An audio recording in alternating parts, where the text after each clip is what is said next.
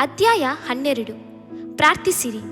ವಿಮೋಚನೆ ಕಾಂಡ ಅಧ್ಯಾಯ 34 ವಚನ 2. ಬೆಳಿಗ್ಗೆ ನೀನು ಸಿದ್ಧವಾಗಿದ್ದು ಸೀನಾಯಿ ಬೆಟ್ಟವನ್ನು ಹತ್ತಿ ಅಲ್ಲಿ ಬೆಟ್ಟದ ತುದಿಯ ಮೇಲೆ ನನ್ನ ಸನ್ನಿಧಿಯಲ್ಲಿ ನಿಂತಿರಬೇಕು. ನಿಮ್ಮ ಪ್ರಾರ್ಥನಾ ಜೀವಿತವನ್ನು ಸ್ವಲ್ಪ ಅವಲೋಕಿಸಿರಿ. ಹೊತ್ತಾರೆಯಲ್ಲಿ ಎದ್ದು ಕರ್ತನನ್ನು ಹಸಿವು ಬಾಯಾರಿಕೆಯಿಂದ ಹುಡುಕುವ ಬಯಕೆ ನಿಮ್ಮಲ್ಲಿದೆಯಾ? ಕರ್ತನನ್ನು ಪ್ರೀತಿಸಿ ಆತನ ಪಾದಗಳನ್ನು ಹುಡುಕಿ ಹೋಗುವಿರಾ? ಪ್ರಾರ್ಥನೆಯ ವೇಳೆ ನಿಮಗೆ ರಮ್ಯವಾಗಿದೆಯಾ? ಅದು ಆತ್ಮಿಕ ಸಂತೋಷವನ್ನುಂಟು ಮಾಡುವಂಥದ್ದಾಗಿದೆಯಾ? ಇಂದು ಅನೇಕರು ಏನೋ ಕಾಟಾಚಾರಕ್ಕಾಗಿ ಪ್ರಾರ್ಥಿಸುತ್ತಾರೆ. ಪ್ರಾರ್ಥಿಸದಿದ್ದರೆ ಮನಸ್ಸಾಕ್ಷಿ ಪೀಡಿಸುತ್ತದೆಯಲ್ಲ ಎಂಬುದಕ್ಕಾಗಿ ಪ್ರಾರ್ಥಿಸುತ್ತಾರೆ. ಆಚಾರಕ್ಕೂ ಪಾರಂಪರಕ್ಕೂ ಕಟ್ಟು ಬಿದ್ದು ಪ್ರಾರ್ಥಿಸುತ್ತಾರೆ. ನಿತ್ಯಾಭ್ಯಾಸದಂತೆ ಏನೋ ಒಂದನ್ನು ಗುನುಗಾಡಿ ಚಿಕ್ಕದಾದ ಪ್ರಾರ್ಥನೆಗೆ ದೊಡ್ಡ ಉತ್ತರವನ್ನು ಎದುರು ನೋಡುತ್ತಾ ಮುಗಿಸಿಬಿಡುತ್ತಾರೆ.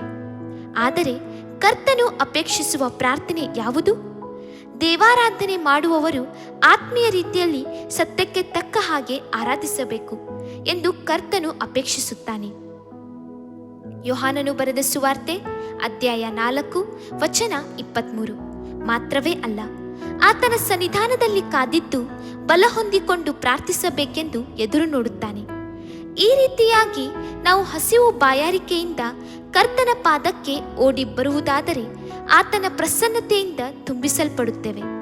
ಆತನ ಮಹಿಮೆಯ ಬಲದಿಂದ ಆವರಿಸಲ್ಪಡುತ್ತೇವೆ. ಆತನ ಮಹಿಮೆಯು ನಮ್ಮನ್ನು ಆವರಿಸಿಕೊಳ್ಳುವುದು. ಕರ್ತನು ಮೋಶೆಯ ಬಳಿ ಪ್ರಾರ್ಥನೆಯನ್ನು ಕುರಿತು ಒಂದು ರಹಸ್ಯವನ್ನು ತಿಳಿಸುತ್ತಾನೆ. ಬೆಳಿಗ್ಗೆ ಎದ್ದು ನೀನು ಸಿದ್ಧವಾಗಿದ್ದು ಸೀನಾಯಿ ಬೆಟ್ಟವನ್ನು ಹತ್ತಿ ಅಲ್ಲಿ ಬೆಟ್ಟದ ತುದಿಯ ಮೇಲೆ ನನ್ನ ಸನ್ನಿಧಿಯಲ್ಲಿ ನಿಂತಿರಬೇಕು. ದೇವರ ಸನ್ನಿಧಾನಕ್ಕೆ ಬರುವಾಗ ಸಿದ್ಧತೆಯೊಡನೆ ಬರಬೇಕು. ಮೊದಲನೆಯದಾಗಿ ನಮ್ಮ ಪಾಪಗಳು ತೊಳೆಯಲ್ಪಟ್ಟವರಾಗಿ ಕ್ರಿಸ್ತನ ರಕ್ತದಿಂದ ಶುದ್ಧೀಕರಿಸಲ್ಪಟ್ಟವರಾಗಿ ಕರ್ತನೊಂದಿಗೆ ಸಂಧಾನ ಮಾಡಿಕೊಂಡವರಾಗಿ ಮನಸ್ಸಾಕ್ಷಿಯಲ್ಲಿ ಶುದ್ಧತೆಯುಳ್ಳವರಾಗಿ ನನಗೂ ದೇವರಿಗೂ ಮಧ್ಯದಲ್ಲಿ ಪಾಪಗಳಾವೂ ಇಲ್ಲ ಎಂದು ಕಾಣಲ್ಪಡುವವರಾಗಿ ಸಿದ್ಧತೆಯೊಂದಿಗೆ ಬರಬೇಕು. ನಮ್ಮನ್ನು ಸಿದ್ಧಪಡಿಸಲು ಬಯಸುವ ಕೀರ್ತನೆಕಾರನು ನೀನು. ನನ್ನ ಹೃದಯವನ್ನು ಪರೀಕ್ಷಿಸಿದರು, ರಾತ್ರಿ ವೇಳೆ ವಿಚಾರಿಸಿದರು, ನನ್ನನ್ನು ಪುಟಕ್ಕೆ ಹಾಕಿ ಶೋಧಿಸಿದರು, ಯಾವ ದುರಾಲೋಚನೆಯಾದರೂ ನನ್ನಲ್ಲಿ ದೊರೆಯುವುದಿಲ್ಲ. ಕೀರ್ತನೆಗಳು ಅಧ್ಯಾಯ 17 ವಚನ 3. ನೀವು ಹೊತ್ತಾರೆ ವೇಳೆಗಳಲ್ಲಿ ಸಿದ್ಧತೆಯೊಂದಿಗೆ ದೇವ ಸನ್ನಿಧಾನದಲ್ಲಿ ಶುದ್ಧೀಕರಿಸಲ್ಪಟ್ಟವರಾಗಿ ಬಂದು ನಿಂತು ನೋಡಿರಿ. ಆಗ ಪ್ರಲಾಪಗಳು ಅಧ್ಯಾಯ 3 ವಚನ 22-23 ನಿಮ್ಮ ಜೀವಿತದಲ್ಲಿ ನೆರವೇರುವುದು. ಹೌದು, ಹೊತ್ತಾರೆಯಲ್ಲಿ ಆತನ ಕೃಪೆ ನಿಮ್ಮ ಮೇಲೆ ಹೊಸದಾಗಿರುವುದು. ಪ್ರತಿನಿತ್ಯವೂ ಪರಲೋಕದ ಮನ್ನಾ ನಿಮ್ಮ ಮೇಲೆ ಸುರಿಸಲ್ಪಡುವುದು. ದೇವಮಗುವೆ, ಪ್ರಾರ್ಥನೆ ಎಂಬುದು ನಾವು ಕರ್ತನ ಬಳಿ ಸಂಭಾಷಣೆ ಮಾಡುವುದೇ ಆಗಿದೆ. ಆತನ ಒಂಟಿ ದಾರಿಯ ಹಾದಿಯಲ್ಲ, 2 ದಾರಿಯ ಹಾದಿ. ನಾವು ಆತನೊಂದಿಗೆ ಸಂತೋಷದಿಂದ ಮಾತನಾಡುತ್ತೇವೆ.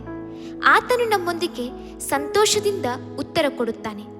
ಒಬ್ಬ ಸ್ನೇಹಿತನೊಂದಿಗೆ ಮಾತನಾಡುವಂತೆ ಕರ್ತನು ಮೋಶೆಯೊಂದಿಗೆ ಮುಖಾಮುಖಿಯಾಗಿ ಮಾತನಾಡುತ್ತಿದ್ದನೆಂದು ವಿಮೋಚನ ಕಾಂಡ ಅಧ್ಯಾಯ 33 ವಚನ 11ರಲ್ಲಿ ನಾವು ಓದುತ್ತೇವೆ.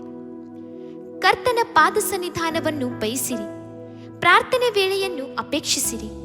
ಬಾಯಾರಿದ ಜಿಂಕೆಯು ನೀರಿನ ತೊರೆಗಳನ್ನು ಬಯಸುವಂತೆ ನನ್ನ ಮನವು ನಿನ್ನನ್ನು ಬಯಸುತ್ತದೆ ಎಂದು ಹೇಳಿರಿ. ಆಗ ನಿಮ್ಮ ಪ್ರಾರ್ಥನೆಯ ವೇಳೆಯಲ್ಲಿ ಕರ್ತನು ತನ್ನ ಸಂಭ್ರಮ ಪ್ರವಾಹದಲ್ಲಿ ನಿಮ್ಮನ್ನು ಪಾನ ಮಾಡಿಸುವನು. ಸಮೃದ್ಧಿಕರವಾದ ವೃಷ್ಟಿಯನ್ನು ಸುರಿಸುವನು. ದೇವರೇ, ನೀನೇ ನನ್ನ ದೇವರು. ನಾನು ನಿನ್ನ ದರ್ಶನವನ್ನು ಕುತೂಹಲದಿಂದ ಎದುರು ನೋಡುತ್ತೇನೆ. ನೀರಿಲ್ಲದೆ ಒಣಗಿದ ಭೂಮಿಯಲ್ಲಿದ್ದವನು ನೀರಿಗಾಗಿಯೇ ಎಂಬಂತೆ ನನ್ನ ಆತ್ಮವು ನಿನಗಾಗಿ ಆತುರಗೊಳ್ಳುತ್ತದೆ. ಶರೀರವು ಕುಂದಿ ಹೋಗುತ್ತದೆ. ನಿನ್ನ ಮಂದಿರದಲ್ಲಿ ನಾನು ನಿನ್ನ ಮಹತ್ತನ್ನು ಪ್ರಭಾವವನ್ನು ಕಂಡ ಪ್ರಕಾರ ಈಗಲೂ ಕಾಣಬೇಕೆಂದು ಅಪೇಕ್ಷಿಸುತ್ತೇನೆ. ಕೀರ್ತನೆಗಳು ಅಧ್ಯಾಯ 63 ವಚನ 1-2. ನಾನು ಹಾಸಿಗೆಯ ಮೇಲಿದ್ದುಕೊಂಡು ನಿನ್ನನ್ನು ಸ್ಮರಿಸುವಾಗ ರಾತ್ರಿಯ ಜಾವಗಳಲ್ಲಿ ನಿನ್ನನ್ನು ಧ್ಯಾನಿಸುತ್ತಿರುವೆನು. ನೀನು ನನಗೆ ಸಹಾಯಕನಾಗಿದ್ದೀಯಲ್ಲ. ನಿನ್ನ ರೆಕ್ಕೆಗಳ ಮರೆಯಲ್ಲಿ ಸುರಕ್ಷಿತನಾಗಿದ್ದುಕೊಂಡು ಆನಂದ ಘೋಷ ಮಾಡುತ್ತಿರುವೆನು.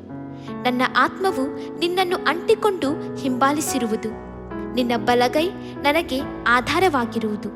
ಕೀರ್ತನೆಗಳು ಅಧ್ಯಾಯ 63 ವಚನ 7-8. ಅಮೇನ್.